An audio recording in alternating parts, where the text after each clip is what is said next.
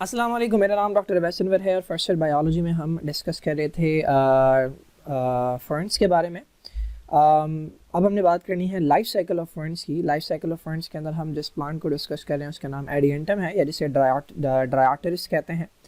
तो इसकी life cycle के अंदर हम देखेंगे किस तरह से जो दो जनरेशन्स हैं वो आपस में एक दूसरे को प्रोड्यूस करती हैं, यानी जिसे आप ऑल्टरनेशन ऑफ जनरेशन कहते हैं। प्लांट्स के अंदर जो ऑल्टरनेशन ऑफ जनरेशन होती है वो हेटेरोमॉर्फिक होती है, बिकॉज आप पहले भी देख चुके हैं कि इसका जो स्पोरोफाइट है वो अलग नज़र आता है जिसमें रूट, स्टेम और लीव्स हैं, और इसका जो गैमेटोफाइट है वो अलग नज़र आता है जो कि हार्ट शेप हमने देखा था। तो चूँकि दो डिफरेंट जनरेशन है, डिफरेंट नज़र आती हैं, तो दैट इज़ वाई हम कहते हैं कि ये हेटेरोमॉर्फिक ऑल्टरनेशन ऑफ जनरेशन है।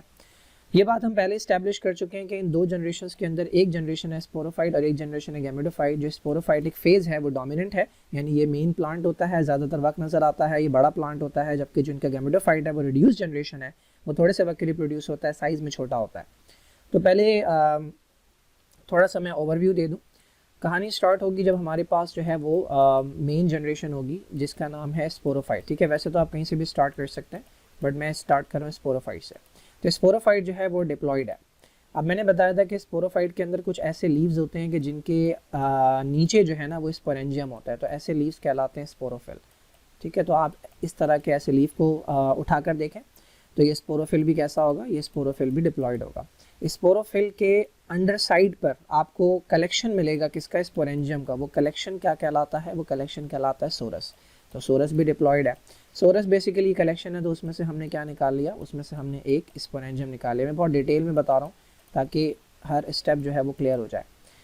स्पोरेंजियम के अंदर, स्पोरेंजियम भी डिप्लॉयड है। स्पोरेंजियम के अंदर एक स्पेशल टाइप के सेल्स होते हैं which are known as mother cells. ठीक है, ये पहले भी स्पोरेंजियम में हुआ करते थे, लेकिन हमने पहले डिटेल में डिस्कस नहीं किया था बिकॉज वहाँ डिटेल में दिया हुआ नहीं था, that is why. Mother cell भी जो है ना ये डिप्लॉयड है। तो यहाँ से लेकर यहाँ तक की कहानी सारी की सारी डिप्लॉयड है। मदर सेल्स वो सेल्स होते हैं जो करते हैं ऐसा प्रोसेस कि जिसके नतीजे में बनते हैं स्पोर्स, और स्पोर्स के अंदर जो नंबर ऑफ क्रोमोसोम होता है वो हाफ हो जाता है।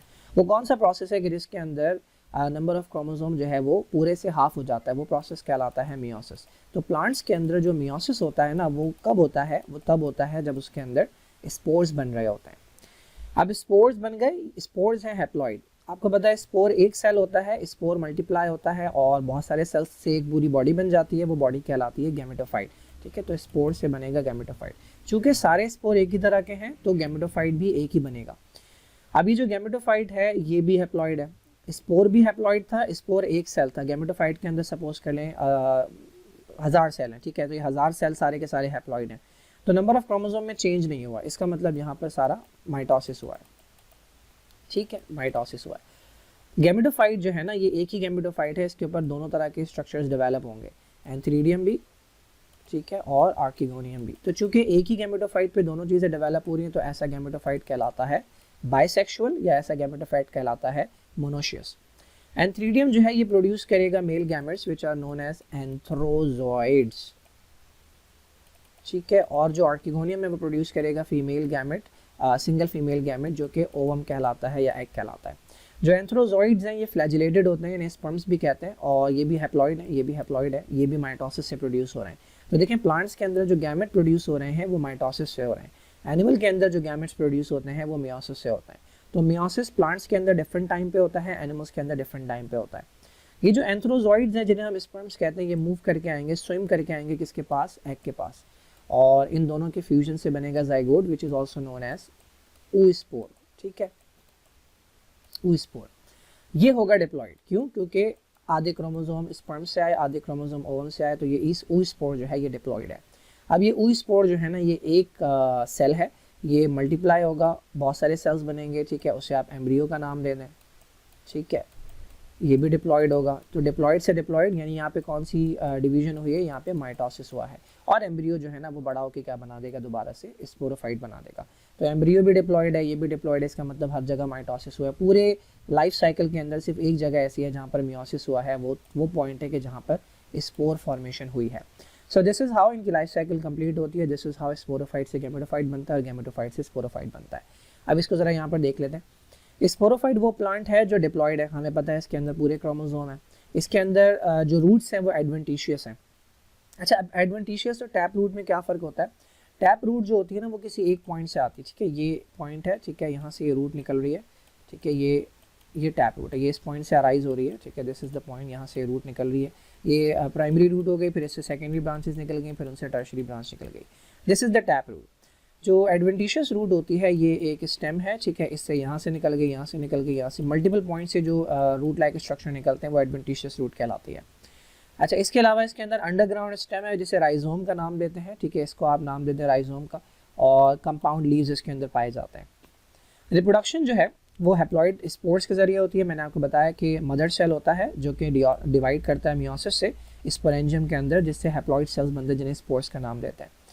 अच्छा, number of sporangia develop into a single sorus. Sorus के बारे में मैंने आपको बताया था कि सोरस जो होता है वो कलेक्शन होता है किसका, स्पोरेंजियम का। तो एक सोरस जब आप निकाल के देखेंगे तो आपको उसके अंदर नंबर ऑफ स्पोरेंजिया नजर आएंगे, यानी 4, 5, 6 स्पोरेंजियम आपको एक सोरस के अंदर। सोरस कुछ नहीं है, जैसे एक कलेक्शन है। सोरस जो है वो इनिशियली ग्रीन होता है, बट जब वो राइप हो जाता है, यानी जब उसके अंदर स्पोर प्रोडक्शन हो जाती है, तो वो ब्राउन हो जाता है, डार्क ब्राउन हो जाता है। तो this is how you can identify कि इसके अंदर जो है वो काम हो चुका है। अच्छा, जिन लीव्स के अंदर स्पोरेंजियम होगा या स्पोरेंजियम का कलेक्शन होगा, जिसे सोरस या सोराई कहते हैं, उन लीव्स को हम नाम देंगे स्पोरोफिल का। तो ये दो तरह के लीव्स हैं, एक नॉर्मल वाले लीव्स हैं जिनके अंदर स्पोरेंजियम नहीं है, वो फोटोसिंथेसिस करेंगे, और दूसरे रिप्रोडक्टिव लीव्स हैं कि जिनके अंदर स्पोरेंजियम है, इन्हें हम नाम देंगे स्पोरोफिल का। अच्छा, अब स्पोरेंजियम की अगर हम बात करें, ठीक है, अब ये स्पोरेंजियम का थोड़ा सा डिटेल स्ट्रक्चर बता रहे हैं, मैं इसको मिटा दूं यहाँ पे।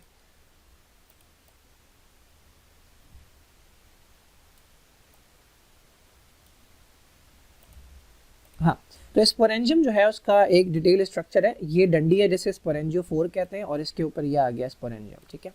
स्पोरेंजियम जो है ना, इसके दो एरियाज हैं।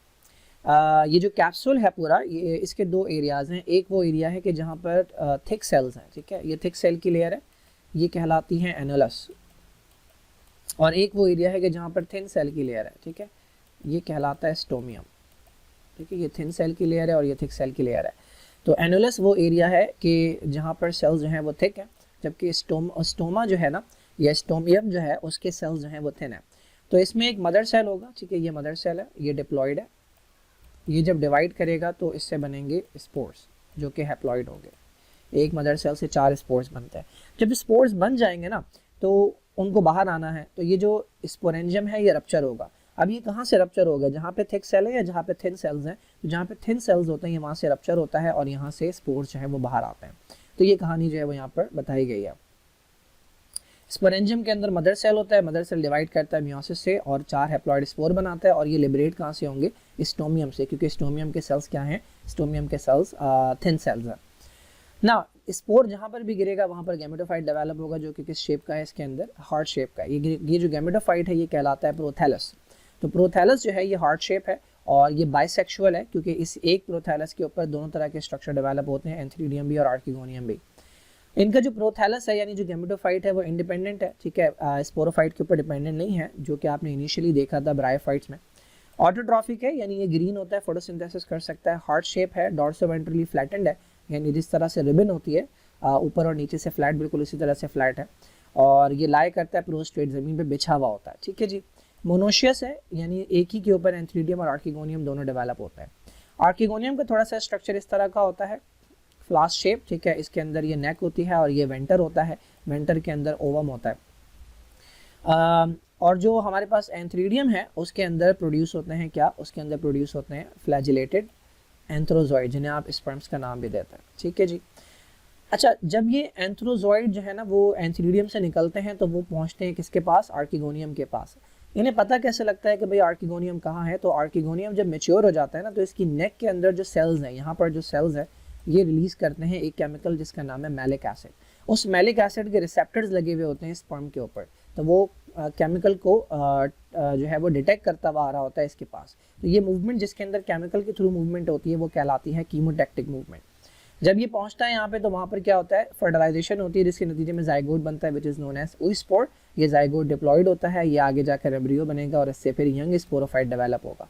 और जब यंग स्पोरोफाइट डेवलप हो जाता है, देखें ये अगर यहाँ पर आर्किगोनियम है, ठीक है, और ये यहाँ पर एंथ्रीडियम है, तो एंथ्रीडियम से मूव करके आएगा आर्किगोनियम पे, ठीक है। जो फर्टिलाइजेशन हो रही है, जो जाइगोट बन रहा है वो यहीं पर बन रहा है, किसके ऊपर, गैमेटोफाइट के ऊपर। तो यहीं से बनना शुरू होगा कौन, स्पोरोफाइट। जब स्पोरोफाइट बन जाएगा तो ये जो गैमेटोफाइट है ये क्या हो जाएगा, ये डीजनरेट हो जाएगा। तो ये जो प्रोथैलस है ये स्पोरोफाइट के बनने के बाद डीजनरेट हो जाता है। ये लाइफ साइकिल यहाँ पर एक्सप्लेन की हुई है। स्टार्ट करते हैं स्पोरोफाइट से। स्पोरोफाइट के अंदर रूट्स मौजूद हैं, स्टेम मौजूद है, लीव्स मौजूद हैं, ठीक है। कुछ लीव्स ऐसे होंगे कि जिनकी अंडर सरफेस के ऊपर क्या मौजूद होंगे, स्पोरेंजियम कलेक्शन के अंदर। तो ये यहाँ पर नज़र आ रहे हैं, सोरस जो है ना ये मौजूद है, और सोरस के अंदर मल्टीपल जो है वो स्पोरेंजियम होंगे। ये एक स्पोरेंजियम निकाल के दिखाया हुआ है, इसके इस तरफ का जो स्ट्रक्चर होगा वो एनुलस होगा और यहाँ पे स्टोमियम होगा। कैसे पता मुझे, क्योंकि स्पोर्स जो लिबरेट होते हैं वो स्टोमियम से होते हैं। स्पोर जहाँ पर गिरेगा वो डिवाइड होना शुरू करेगा और डिवाइड होने के बाद वो प्रोड्यूस करेगा गैमेटोफाइट। एक ही गैमेटोफाइट है, उस पर एंथ्रीडियम भी डेवलप हो रहा है, उस पर आर्किगोनियम भी डेवलप हो रहा है, तो ये बाइसेक्सुअल गैमेटोफाइट है। एंथ्रीडियम जो है उससे निकलेंगे स्पर्म्स और वो मूव करके आएंगे आर्किगोनियम के पास, फर्टिलाइजेशन होगी, जाइगोट बनेगा, उससे जो है वो एम्ब्रियो बनेगा और वो वहीं पर स्पोरोफाइट में कन्वर्ट होना शुरू हो जाएगा। स्पोरोफाइट जब बन जाएगा तो ये जो गैमेटोफाइट है ये क्या हो जाएगा, ये डीजनरेट हो जाएगा। So this is how ferns के अंदर लाइफ साइकिल जो है वो कंप्लीट होती है। गैमेटोफाइट से स्पोरोफाइट बनता है, स्पोरोफाइट से गैमेटोफाइट बनता है। This is known as heteromorphic alternation of generation. I hope समझ आया होगा। इतना मुश्किल नहीं है, लाइफ साइकिल इतनी मुश्किल नहीं होती, बस आपको जो है वो स्टेप्स जो है ना वो फॉलो करने होते हैं, देखना होता है स्टेप बाय स्टेप, तो आपको क्लियरली समझ आ जाती है।